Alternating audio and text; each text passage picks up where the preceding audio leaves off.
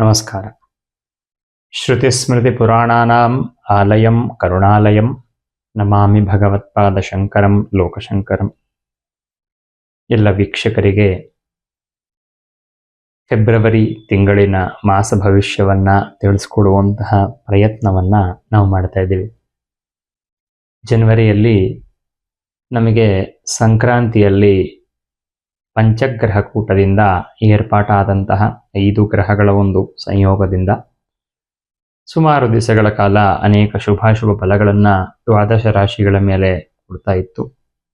February ತಿಂಗಳಿನಲ್ಲಿ ಯಾವ ರೀತಿಯಾಗಿರುವಂತಹ ಫಲಾಫಲಗಳನ್ನು ಗ್ರಹಗಳು ಕೊಡಬಹುದು ಅನ್ನುವಂತಹ ಒಂದು ಚಿಂತನೆಯನ್ನು ಮಾಡ್ತಾ ಫೆಬ್ರವರಿ ತಿಂಗಳಿನಲ್ಲಿ ತಿಂಗಳ 15 ದಿವಸದವರೆಗೆ ಮೊದಲು 15 ದಿವಸಗಳು ಮತ್ತೆ 15 ದಿವಸಗಳು ಒಂದು ರೀತಿ ಸ್ವಲ್ಪ ಎಲ್ಲ ರಾಶಿಯವರಿಗೂ ಸಣ್ಣ ಪುಟ್ಟ ವ್ಯತ್ಯಾಸಗಳು ಅಂತ ಕಾಣುತ್ತೆ.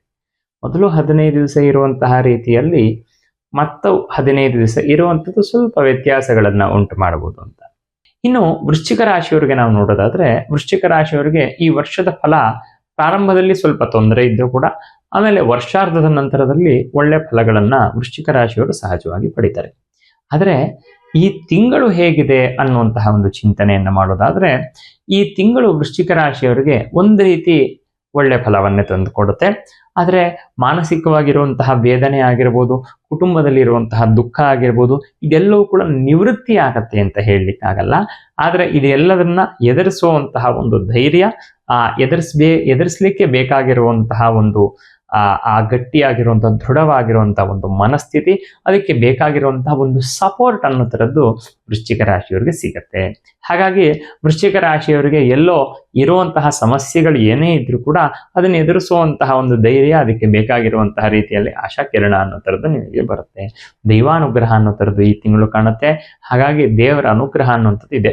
ಎಷ್ಟೋ ದಿವಸಗಳಿಂದ ಪೂಜೆ ಪುನಸ್ಕಾರವನ್ನು ಮಾಡಬೇಕು, ಯಾವ್ದಾದ್ರು ತೀರ್ಥಯಾತ್ರೆಯನ್ನು ಹೋಗಬೇಕು, ವ್ರತವನ್ನ ಮಾಡಬೇಕು, ಅಥವಾ ಯಾವ್ದಾದ್ರು ದೇವಸ್ಥಾನಕ್ಕೆ ಹೋಗಬೇಕು ಅಂತ ಸಂಕಲ್ಪ ಮಾಡಿಕೊಂಡಿರ್ತಕ್ಕಂತಹ ವೃಶ್ಚಿಕ ರಾಶಿಯವರಿಗೆ ಈ ಒಂದು ತಿಂಗಳು ಅದೆಲ್ಲವೂ ಕೂಡ ಕೈಗೂಡುವಂತಹ ಒಂದು ಸಾಧ್ಯತೆ ಇದೆ. ವಿದ್ಯಾರ್ಥಿಗಳಿಗೆ ಸೋಮಾರಿತನ ಅನ್ನುವಂಥದ್ದು ಜಾಸ್ತಿಯಾಗಿ ಸ್ವಲ್ಪ ವಿದ್ಯಾಭ್ಯಾಸದಲ್ಲಿ ಹಿನ್ನಡೆ ಆಗುವಂತಹ ಸಾಧ್ಯತೆ ಇದೆ. ಹಾಗಾಗಿ ಫೆಬ್ರವರಿ ಅಂತಂದ್ರೆ ಇನ್ನೇನು ಮಾರ್ಚು ಅಂತ ಸಹಜವಾಗಿ ನಾವು ನೋಡೋದಾದ್ರೆ ಎಕ್ಸಾಮ್ ತಿಂಗಳು. ಹಾಗಾಗಿ ವೃಶ್ಚಿಕ ರಾಶಿಯ ವಿದ್ಯಾರ್ಥಿಗಳು ಈ ತಿಂಗಳಿನಲ್ಲಿ ಹೆಚ್ಚು ಅವರನ್ನ ಉತ್ತೇಜನ ಮಾಡಬೇಕಾಗತ್ತೆ. ತಂದೆ ತಾಯಿಗಳು, ಪೋಷಕರು ಯಾರ್ಯಾರಿದ್ದೀರಾ, ನಿಮ್ಮ ಮಕ್ಕಳು ವೃಶ್ಚಿಕ ರಾಶಿಯವರಾಗಿದ್ರೆ ಅವ್ರನ್ನ ಹೆಚ್ಚು ಸ್ವಲ್ಪ ನೀವು ಪ್ರೋತ್ಸಾಹ ಕೊಟ್ಟು ಅವರಿಗೆ ಒಳ್ಳೆ ಮಾತನ್ನ ಹೇಳಿ ಅವ್ರಿಗೆ ಇನ್ನೂ ಅವ್ರನ್ನ ಮುಂದೆ ತಳ್ಳುವಂತಹ ಒಂದು ಪ್ರಯತ್ನವನ್ನ ಅವರ ಹಿಂದೆ ನೀವು ಮಾನಿಟರ್ ಮಾಡಬೇಕಾಗತ್ತೆ. ಇಲ್ಲ ಅಂತಂದ್ರೆ ಸ್ವಲ್ಪ ಮುಂದಿನ ದಿನಗಳಲ್ಲಿ ಅವರ ಫಲಿತಾಂಶದ ಮೇಲೆ ಪರಿಣಾಮವನ್ನ ಕೊಡಬಹುದು.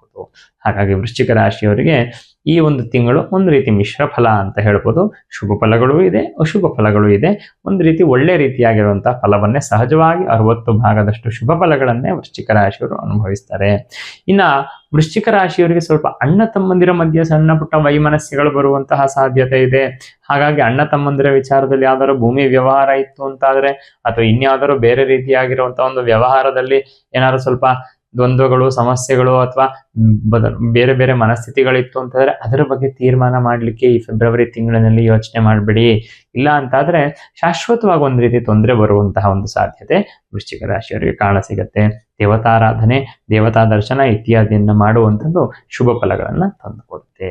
ಒಟ್ಟು ದ್ವಾದಶ ರಾಶಿಯವರಿಗೆ ಅವರಿಗೆ ಇರುವಂತಹ ಒಂದು ಗ್ರಹಗಳ ಸಂಚಾರ, ಗ್ರಹಗಳು ಕೊಡಬಹುದಾಗಿರುವಂತಹ ಒಂದು ಫಲವನ್ನ ನಿರೀಕ್ಷಣೆಯನ್ನ ಮಾಡಿ ಎಲ್ಲರಿಗೂ ಕೂಡ ಈ ರೀತಿ ಫಲಗಳು ಅನ್ನುವಂಥದ್ದು ಪ್ರಾಪ್ತವಾಗಬಹುದು ಅಂತ ಹೇಳುವಂತ ಪ್ರಯತ್ನವನ್ನ ಮಾಡಿದ್ದೇನೆ. ನಮಸ್ಕಾರ.